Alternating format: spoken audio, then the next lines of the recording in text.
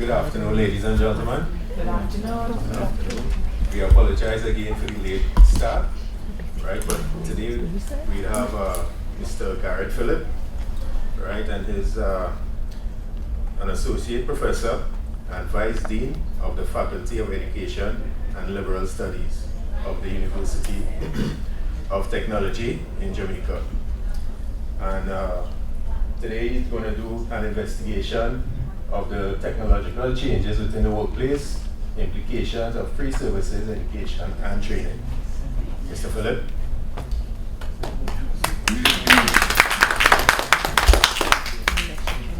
Good afternoon, colleagues. Good afternoon. Let me apologize at the onset here for the absence of Dr. Barge, who is unavoidably somewhere else, having to take care of some other matters and wanted desperately to be back in time, but other things are happening. However, I'm hoping to do for both of us what I know she could have done by herself. Those of you who know her. All right, today then, we are proposing that to do for you is to share with you what we've been musing on, working on, thinking through, particularly in an era of digital age, in the cycle of developmental technology and things of that sort. So we're looking at investigating technological changes within the workplace. So our idea is to see what's happening in the Jamaican context and to see how and what is required and how that might inform the kinds of things we do back in our training institutions and how we prepare people for work and for employment. So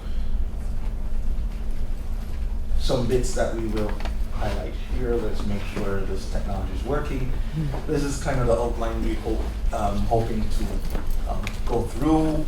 I'll establish the foundation of our presentation, the assumptions that we are making. We will talk about some things that we found in the literature, and then we will highlight what our study is about and how we try to do that. And hopefully share some preliminary findings, because this is an ongoing study, and our intent is that this covers a wide cross-section of organizations and industries, so that it really can inform many institutions and many kinds of training programs. So, may I point out here as I'm establishing the background or the context in which we are doing this study, is that there are three realities. One that relates to the experience the graduates will face. Two, that there are all these new kinds of technologies, namely, as you see us identified here, industrial robots. We're talking about artificial intelligence, advanced communication systems. We're looking at computer-aided manufacturing, and things. All of those, the technologies are bringing about changes in the workplace, changes in terms of what is required and what people do in each of those job functions. And then the third piece is that given the force that technological change has and the impact it has, then it must become something that educators and training institutions pay attention to be informed, especially as we move towards educating for the future. You heard a lot about that, and you will see us say a bit here. So these are the three dimensions, if you will, of what we are describing as our reality. Again, the experiences students or the graduates will have, the technology, the types of technology that they are, and that since those things are happening, then it will inform what we do in training and learning. So to ground our exploration, here are the assumptions that we've made. One, that new technologies are helping to change the structure of occupation. Okay, that's a given, that as these technologies are shifting, the structure of work is also changing. The content of the job, even if they have the same name, that those things are changing, and what we currently know to be required for job X is changing as a result of that. And in some cases, the job is disappearing. So you're having changes within the job that we believe we're familiar with, but then we're also seeing the disappearance of several kinds of jobs and new jobs appearing. Okay, we're also under the assumption that technological change has important implications for what is done in workforce. So we're proposing that there is this link that what is happening with technological change must inform what we do then in terms of our training programs and our courses, and particularly those linked to workforce. Workforce education and training needs to be responsive. So we are not at liberty to ignore. We can't choose to continue with our programs as usual because we just know what's best, but we have to be informed by, okay? And then that finally, knowledge of the kinds of skills and competences. Given that technology is making these changes or bringing about these changes, then the skills and the knowledge set that's required to perform the job must be what educators or training institutions pay attention to, and then you infuse those within their program. So these are the assumptions. Our best attempt at describing this using a graphic here is then to say technology is a driving force. Okay, so we see it as a driver.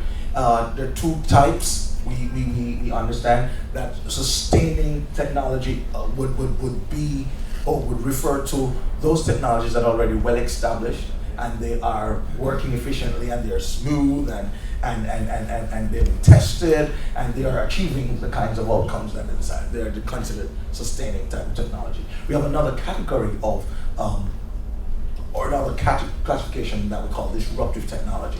The disruptive technology is that field that we are really being impacted by, because the disruptive technologies, we're seeing new things coming on the market, and we're not sure how that's going to work and how that's going to inform the change and how that's going to impact. So there are lots of testing. You have to have a period for testing. You have to have a period for observing how it's going to work itself out. So there are lots of learning and lots of uncertainty. And so time is a factor with the disruptive technology. Okay, so the sustaining, the ones we already know, they're at work and they're implemented and they're functioning well. Disruptive, that's where you're bringing about the new developmental type things and things that are changing and shifting. We say that then is driving into what we call work systems and organizations. The reason or the purpose of technology is to, well, as we find in the literature, is that it is to enhance productivity. That's a major outcome. It is to allow for efficiency and effectiveness. So high level of productivity should result. But we also saying, and we said this earlier, the whole thing of work patterns changing. With technology, we observe that people don't have to come to the office anymore. They can work anywhere, anytime, anywhere, all the time. They are, let's go back one quick. We also find that the way we interact with each other on the job, that changes. So before, where there has been independent, individual type engagement, it is absolutely necessary for collaboration and for working in teams and so on. So whereas you have this hierarchical interaction within organizations, it is becoming almost flat or exactly flat, right? And so the patterns are changing, right? Location, the types of things you use to get the job done. And so the skills that are required, it's a lot less about the specific job function, because technology is doing function, so you're learning how to manage the technology to ensure that the job gets done well and efficient. So it's how you keep pace. So an example I can use, one of the things that we came across in our review is that in Amazon, what they do is use robots to go to the shelves, if you will, and to take off the orders, because they do it 400 times or so, or 4 more times faster than a human. So they get the things, but they turn it over to humans, and then the humans do the final packaging. So you're now learning how to work with machines and to interact with machines as part of the team. And so on. So those things are changing. So the skills that are necessary are changing, and so and what is required then for someone who works in the storeroom or someone who works on the factory floor changes. The same name, but what's required now is different. And so we're saying with those things, it must inform what we distill in our programs to offer to students or learners. So the knowledge and the skills, and we want to describe knowledge and skills as just the basic kinds of things related to a specific job function. And then we say, in training for work today, there has to be a stronger emphasis on competency, mastery, expert knowledge, expert performance. It is where you're going to a level where there's high level of efficiency, and they do it well. As a result, they become more. They will become more autonomous in their function.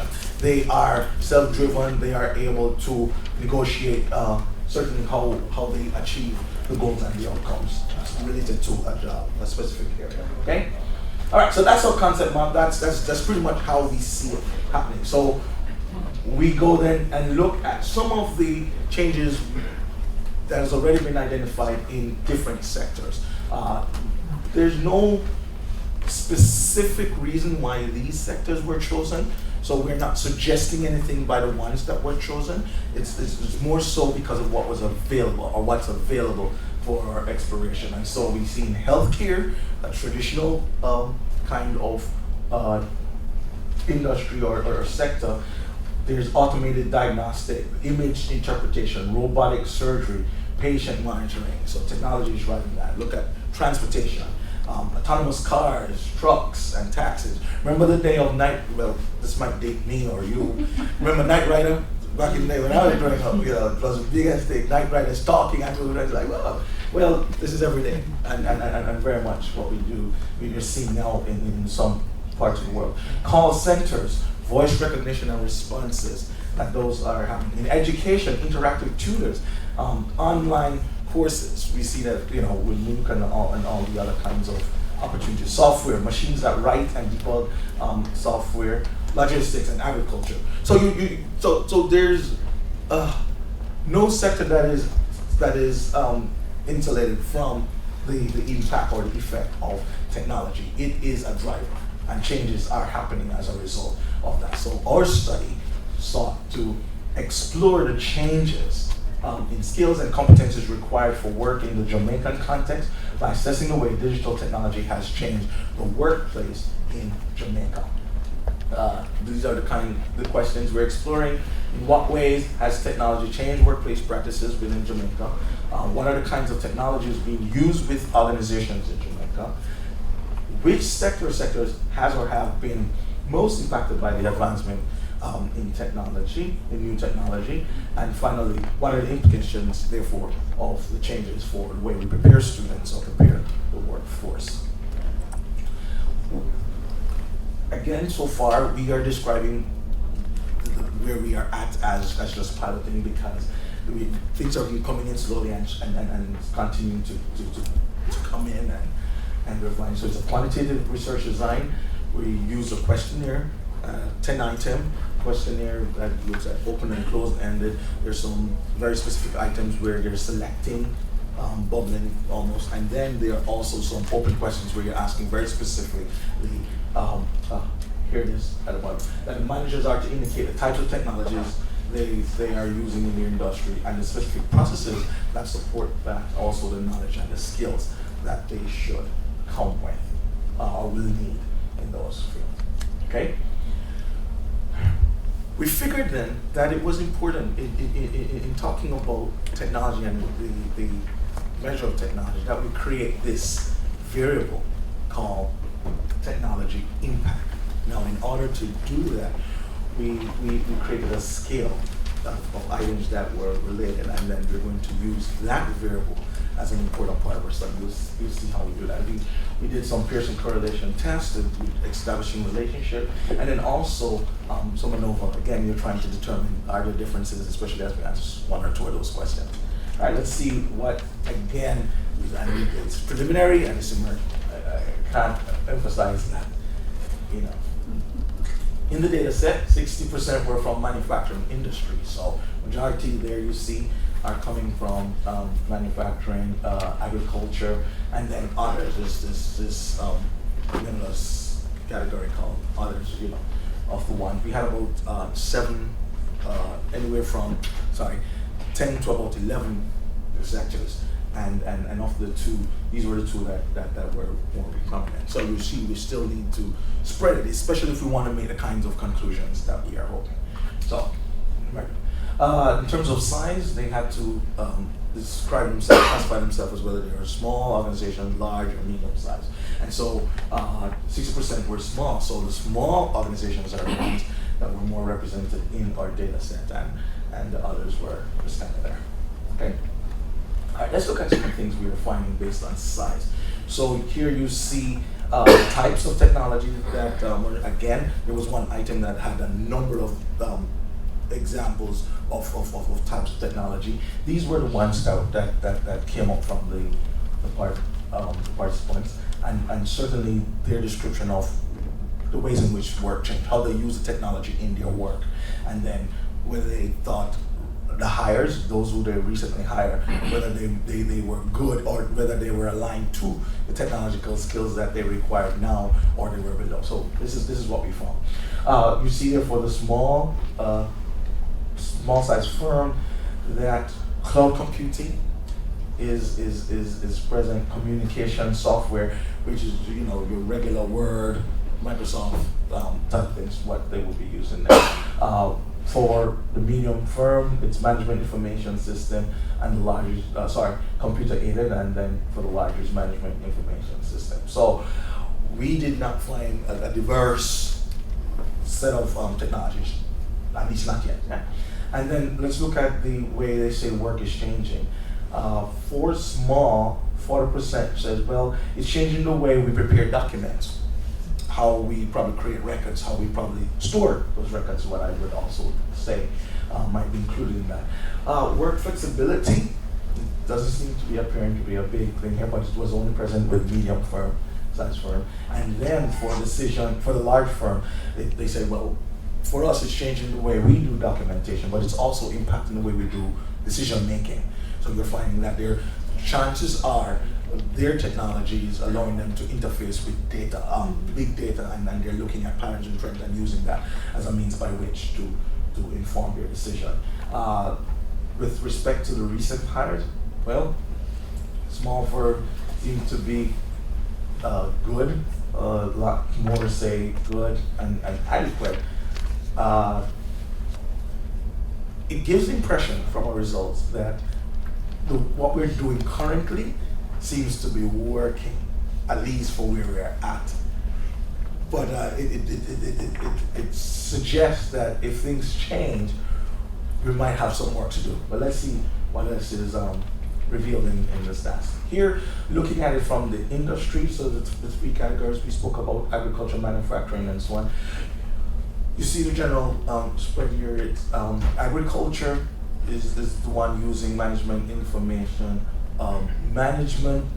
Manufacturing is using computer-aided cloud technology and some other types of technology there, maybe specialized technology.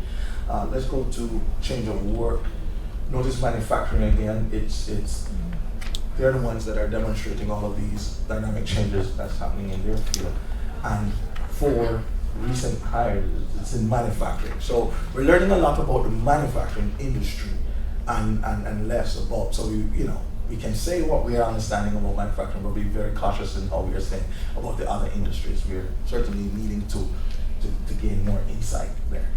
Okay, so looking at the relationship among the variables that we're wanting to put in the analysis. So when you think of types of technologies, that was one of the areas, the changes in the workplace, the preparation of graduates, the impact of technology. We only found one relationship at this point. That's nothing, right? It's the relationship between types of technology and the impact of technology. And we could conclude that it's appearing to be very strong, positively strong. Which means the more technology you infuse, the chances are the greater the impact will be. The kinds of things that you will find. Okay? Let's look at the scale itself. Remember I told you we were going to create this scale called technology impact, an impact on technology score. Here are the variables that made of those. Look at how they fall on the scale. So they are loading very well on that scale.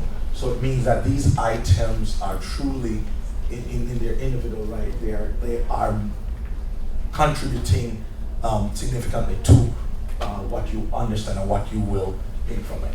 Look at the Chromebook Alpha, which says how reliable it is to measure that which we are hoping to.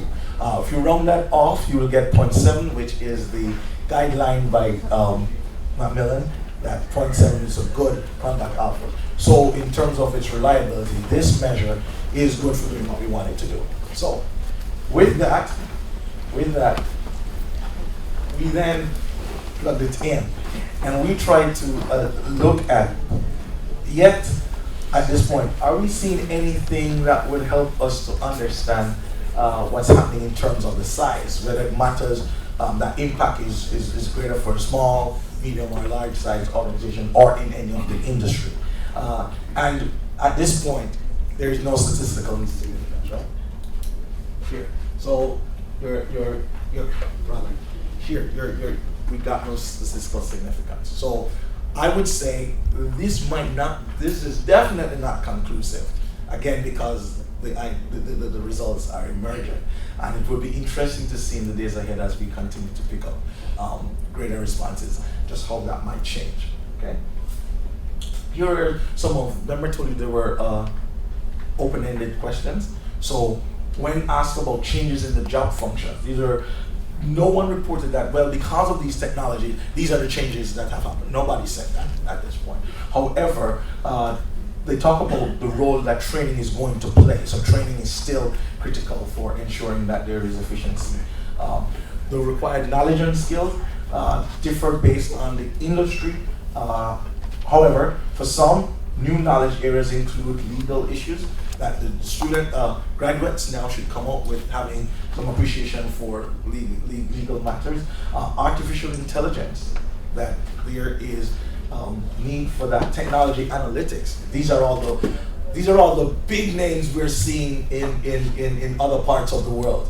So even here, I guess disclosing just how it made me feel to think that even in Jamaica we are starting to move in the direction in which other parts of the world are and what they're needing for the work environment. Data mining and business analytics, that those were the areas that were starting to come forth. The required skills, notice here that we are not yet moving away, if ever, from the soft skills. So written and oral communication. Our student, our graduates still need to be able to write language and still need to be, educate English lecturers are pleased to see that, I'm sure. But look at this, research and argumentative writing, that is becoming important. And pulling on my business background, I think that's because you're having to get into the sale of ideas and ensure that you're getting clients and so on and so forth. With graphic designing, analytics, and decision making, negotiating, and they need to develop those skills. Roasting and producing, I must say that particular one related to manufacturing. I really didn't know what it is. So that's it. But this was interesting that even here they're saying that new IT related jobs are emerging. So already they're saying yes, in Jamaica, new jobs are coming up as a result of IT. And so watching that trend is going to be particularly important. When asked about implication for workforce preparation, again, you will see that the first point there is about manufacturing, basic manufacturing competence. So that's still content specialization and knowledge, if you will. If you transfer that to other areas, you need to know the job. Use of communication technology is the communication technology tools. Application of technology to enhance work. So not just knowledge about, but how it will enhance your own work. I like this next point here. They should be futuristic in their mindset. In other words, I heard the keynote speaker alluding to that. You can't train them just for the job market. This is how we say it. We're preparing them for the current job market, but rather we have to prepare them with this future in mind. And then it must possess the ability to build on existing facilities rather than we are buying everything. So even with the technology, that's interesting because we did not identify any firm as a technology-driven or based firm, right? Yet, this is one of the things that's coming up, that they should be able to use whatever knowledge they have about technology to make things, and that's interesting in terms of what they really need to know. Like, able to position business to transition as technology. So the graduates or the new hires or employees should be able to move the organization as technology is moving. Not just management, but the employees should be able to do that. Always flexible and ready to change in response to technology was another feedback that we found. So what are some of the conclusions that we drawn at this point of our research? Is that, well, here we're stating the obvious, that we only saw from two strong areas, manufacturing and agriculture. That technological change seems to be moving slowly at this point, based on those who were in our thing. That it's not as far as we would think as it is in other places, but it's moving nonetheless. Where technology changes have taken place, it is largely in the areas of communication technology. So still basic for the most part. However, you can anticipate that things will change. Computer-aided design is showing up again. Management information system and cloud computing. I imagine that's going to become very, very big here in a little bit for us. Okay. The processes of documentation and decision making were more often reported to be the areas that are impacted by technology in the companies that were surveyed here. And in terms of work arrangement, the findings at this stage, which means we're still very traditional in Jamaica, the stage do not reflect any major shift in terms of workers being able to telecommute, work away from office, and so on. No, I'm disappointed because I'd like to work from home. Among employees, teach my class from home. That's not strange. Everybody's doing that, right? And I don't have to be here to teach class, right? And write papers. Among employers surveyed, the skills required by graduates include graphics, oral and written communication, research, analytics, and decision making. So the research being very relevant, very specific to finding answers and solutions. So problem solving remains on the within the set of requirements for skill set. And at this point, the advancement in artificial intelligence, robotics, and other advanced technology innovations were not reflected as being a major factor among the entities that participated in this study. So our final conclusion here then is that the level of technology infusion in many training programs, this is our preliminary kind of judgment of what is. Now what we're doing currently is sufficient. Hence, in terms of the readiness of recent hires, respondents in this study reported that they were adequate. Good. So they're doing it now, but I can't imagine what it's going to be in 5-10 years. So, look at this. Thank you.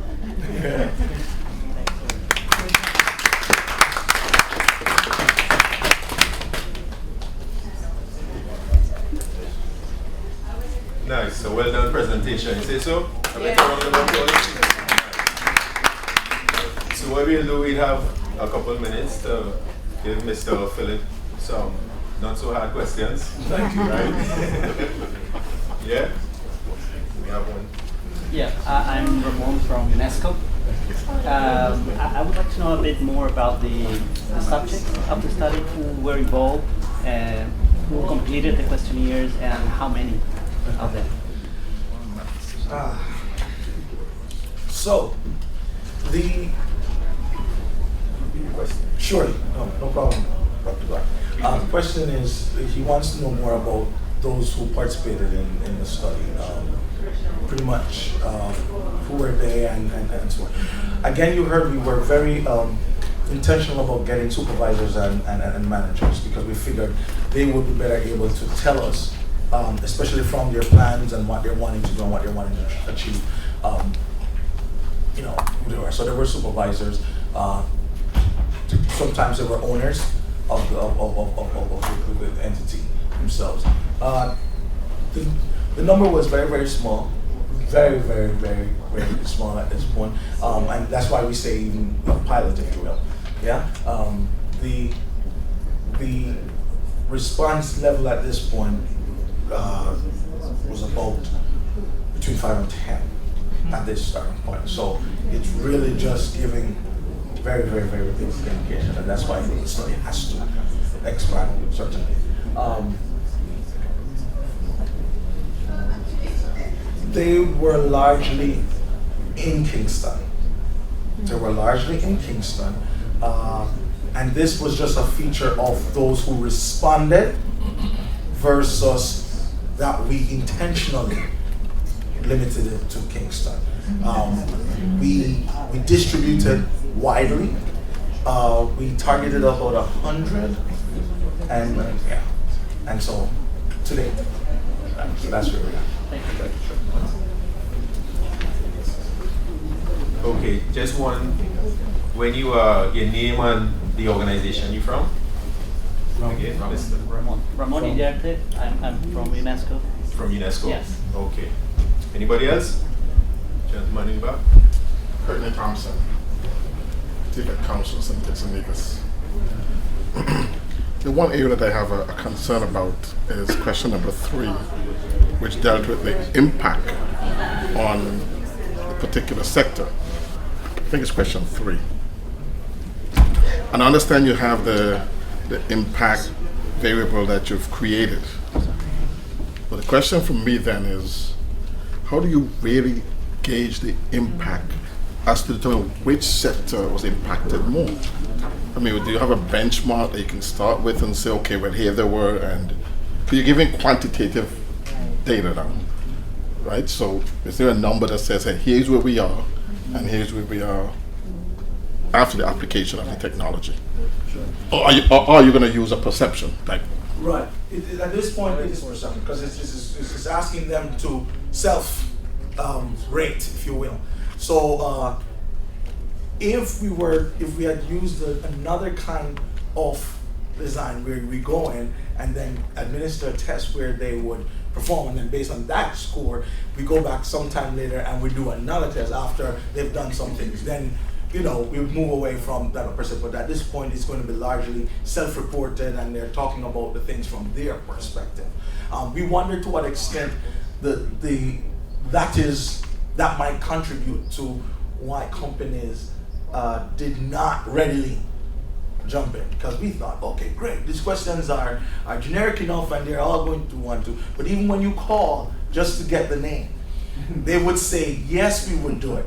And by the time they get the thing, you're calling back and they're not responding. And my colleague and I, we were thinking that it seems like people are afraid to say what they're doing in their company, whether or not they're disclosing and explaining, so there's this fear and so on that is impacting. So it means that as we move forward, that's something we have to consider. Whether or not we would expand the study to do that kind of measure is something we can think about. Right now, it was really their perception of where they are in terms of what they are planning to do and what they're intending to do, and so on. So useful feedback. Any other questions? Okay. Young lady. Easy one. Name and Yvonne Dawkins, UCC. And I just wanted to ask you to reiterate, if you could, the responses to question number 4. What were the implications? Any implications for changes in? Sure.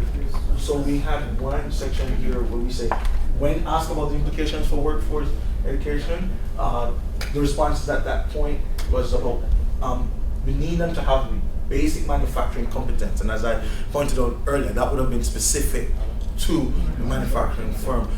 But if we extrapolated that to other areas, it would mean we need them to know about this job, about what they must do in this area. So it's having that kind of knowledge. But use of communication technology tools, and again, what we have had there for them to understand what we were referring to, it's using Microsoft Excel, Microsoft Word, but those typical type tools, Google, and so on, so that they could do their communication, email and things of that sort. Application of technology to enhance work. So they're saying they want them to know how, as they come in, they must be able to see how the technology will help them to do better, how technology will make the job better, make them more efficient, rather than just having this knowledge about and that it needs to be futuristic. So those were the things that emerged for that. Okay. May I ask your opinion on something? I wonder what your sense is of how the respondents might feel with regards to that question about general competencies, soft skills, attitude, general aptitude, willingness to learn, versus technical skills and technical qualifications. Where they would come down, perhaps, and that's why I say it's your opinion, because I don't know if you asked that specific question. Where they would come down in terms of what they would prefer in a prospective worker. Yeah. Again, the way we pose the question really asks them to talk about it in relation to the technological thing. So it says, what do you want him to be ready to do and to know in terms of the technology. And I would say, I think, and this might be very, very premature of me to say this, but let's say, I believe that there's going to be this shift away from saying you need to know to do A, B, C, D, but rather if you can use the technology, it's starting to come out here, if you can use software to produce X, Y, and Z, if you can use a particular device or system that make it to get this kind of result, then that's what's going to be important. So it's this learning manipulation, and I'm going to liken that to many years ago when I was doing some stats, right? And you never sat in a stats class and learned statistics anymore, right? You start learning how to use particular software, whether it's R, whether it's SPSS, and that's what you're mastering, how to then manipulate and teach other what you're getting. So I'm thinking it's probably going to move more towards that than you need to master all this knowledge and all this done to say that you're already an expert in the field. So I mean, if you look at what's, from the literature, we see the shifts in other regions. That's what's happening. They're moving away from just mastering of the knowledge, and it is how to use these devices. So I suspect that that's what's going to happen. Whether or not we want, but because of competition and to stay in the market, we're going to follow suit. So that's my sense. Yes. Okay. Can you go back to question number Who are you? Your name and Okay, I'm Andy Francis, Jamaican, representing the British Virgin Islands Ministry of Education. Can you go back to question number 4?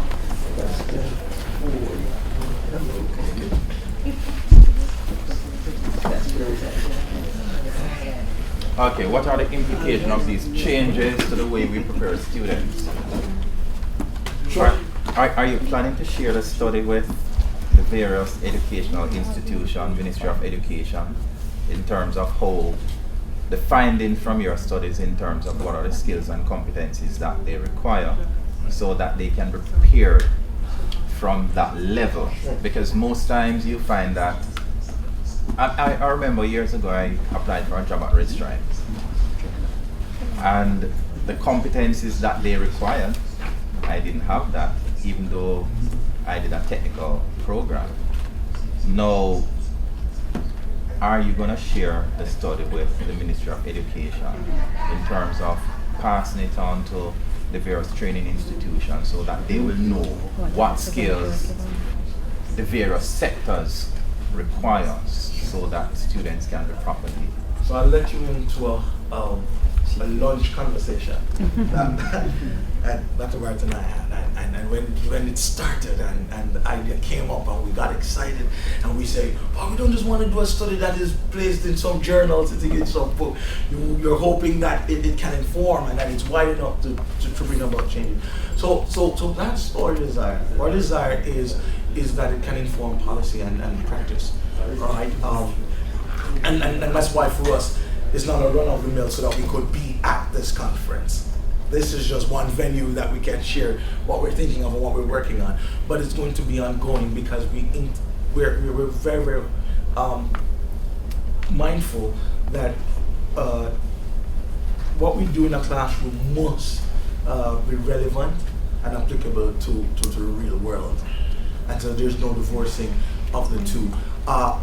I would say this, I didn't say that there because, again, this is extrapolating and going way beyond the data, but superimposing on the research already. I would say I'm suspecting that the way we will have to train students for this future is going to be a lot more beyond the classroom, and it is going to really be a tighter connection with industry, where you're literally, and this concept is not new in terms of the corporate university. They're in different parts of the world, they have corporate university where they're actually having full programs at work. I see institutions of learning collaborating in such a way that there are openings and opportunities for learners to come in and spend, so when we say really on-the-job learning, it's happening in a way, but the educators are joining them in the space, whether physically or through technology, and they're interacting in terms of what's presenting right there in the time, as opposed to we're going back to textbooks, which, you know, I can tell you my students aren't using textbook. It has nothing to do with technology. They're just not buying textbooks, right? But that the day is coming, even in Jamaica, that our teaching will not just be based on material that has been documented, but this is emerging, and this is current, and this is happening. So I see that happening, well, you know, maybe a few years out, but I see it happening in there, where we're working in these 21st century learning space, and it's really rich. It's too expensive for institutions, too expensive for institutions to invest in these kinds of things. So there has to be that partnership that's going to say, in order for you to be cutting edge, come into our space, but they're benefiting, right? Because the students are really coming up with a high level of competency, and then they're making the work efficient. That's a final follow-up. Sir, it's up to you. Because, you know, sometimes as educators, we think that we know what industry wants. Sure. And we don't. So I think it's important for that synergy between industry and education. One more question, right? Thank you. Yeah, it's MonaMedia from the World Bank in Washington. Thank you very much for sharing this, because I live in a world where we investigate this kind of stuff globally, but it's great to see it contextualized both for a country and for some sectors. It's important to use this, this kind of evidence very much so for formulating policy. You have acknowledged yourself it's a small-scale study, so it's perhaps premature to base too many, too many lessons on it. But I wondered, you talked about education institutions partnering more with industry. Have you considered perhaps yourself partnering with sector bodies, industry bodies in Jamaica? Because in other countries they collect a lot of data about the impact of technology on the workplace, they collect data on skills requirements, their training commitments and so on, and it would be really powerful because your study is so well structured, it gives a lot of guidance to companies, it's well thought through, but you might, and also companies might be more willing to talk to their sector bodies or their associations than academia. Yeah. So just a thought. Noted. Thank you for that. Could we just get your name and organization? Yeah, I did, but it's probably I'm Moira McCarricker. I'll actually be speaking tomorrow, so taking on very much on this theme, but from a global perspective and in relation to the tourism sector also. So great to hear. Yeah, please. All right. We want to thank you guys, Mr. Philip. Give him a round of applause.